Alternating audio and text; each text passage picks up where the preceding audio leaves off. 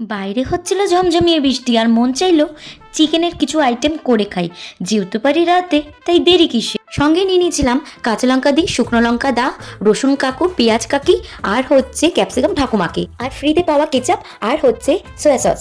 তারপর ফ্রাই প্যানটা বসিয়ে দিয়ে দেবো সাদা তেল, আর সাদা তেলটা গরম হয়ে গেলে একে একে দিয়ে দেবো রসুন কুচি, চিল্লি ফ্লেক্স, কাঁচা লঙ্কা কুচি, ক্যাপসিকাম, পেঁয়াজ, আর সঙ্গে দিয়ে দেবো বেশ খানিকটা গোলমরিচের গুঁড়ো অ্যান্ড হচ্ছে একটু নুন।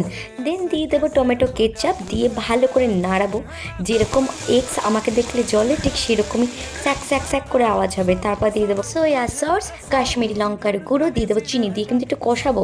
তারপর দেবো সামান্য একটু জল, দিয়ে দেবো টমেটো কুচি, ভেজে রাখা চিকেন পকোড়াগুলো ঢেলে ভালো করে নাড়াচাড়া করব।